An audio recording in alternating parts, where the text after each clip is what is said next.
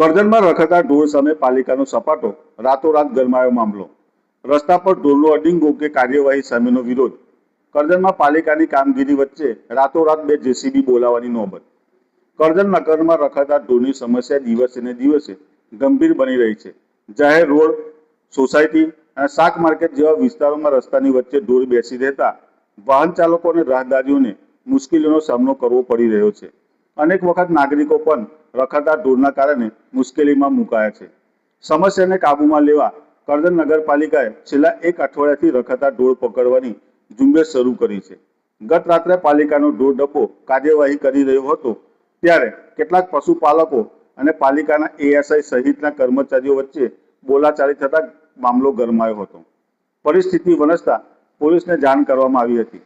સાથે જ પાલિકાના હોદ્દેદારો પણ ઘટના સ્થળે દોડી આવ્યા હતા. ટાઉન પ્લાનિંગ ચેરમેન અર્જુન સેટાલિયા અધિકારીઓને વહારે આવ્યા હતા, જ્યારે પાલિકાના ઉપપ્રમુખ જયેશ પટેલ પણ અધિકારીઓના સમર્થનમાં મેદાને આવ્યા હતા.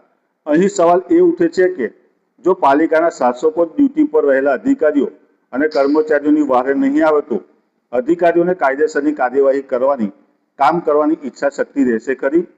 સમગ્ર મામલો વધુ ગરમાતા રાતોરાત ગેરકાયદેસર રીતે ઊભા કરાયેલા ઢોર બાંધવાના ઝૂંપડાઓ હટાવવા માટે બે જેસીબી મશીન સ્થળ પર બોલાવી લેવામાં આવ્યા હતા, જેના કારણે રાત્રિના સમયે વાતાવરણમાં વધુ ગરમાવો આવ્યો હતો. આ દરમિયાન એસઆઈ દ્વારા જાહેર કરાયેલી એક વાતે નગરમાં નવી ચર્ચા જગાવી છે. જાહેર રોડ પરથી ઢોર પકડવામાં આવે ત્યારે કેટલાક કોર્પોરેટરોના ફોન આવે છે અને ઢોર છોડી મૂકવામાં આવે છે તેવી વાત સામે આવતા સવાલ ઉઠ્યા છે કે એક તરફ ઢોર પકડવાની ઝુંબેશ અને બીજી તરફ છોડાવવા માટે ફોન, તો પછી આ કેવી બેવડી નીતિ?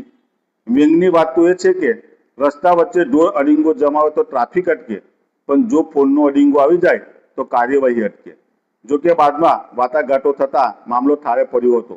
પશુપાલકો દ્વારા જાહેર રોડ પર પશુઓ નહીં રાખવાની અને પશુઓને બાંધીને રાખવાની ખાતરી આપવામાં આવતા રાત્રિના સમયે સર્જાયેલો તણાવ શાંત થયો હતો. હવે જોવાનું એ રહેશે કે આ ખાતરી કેટલા દિવસ ટકે છે અને કરજણના રસ્તાઓ ખરેખર રખડતા ઢોરથી મુક્ત થાય છે કે ફરી કોઈ ફોનનો અડીંગો પાલિકાની કાર્યવાહી સામે આવી જાય છે. એક વાત ચોક્કસ છે, અધિકારીઓ કામગીરી કરે, શાસકો તેમની વારે ઊભા રહે અને કાયદો સૌ માટે સરખો રહે તો જ રખડતા ઢોરની સમસ્યાનો કાયમી ઉકેલ શક્ય બનશે.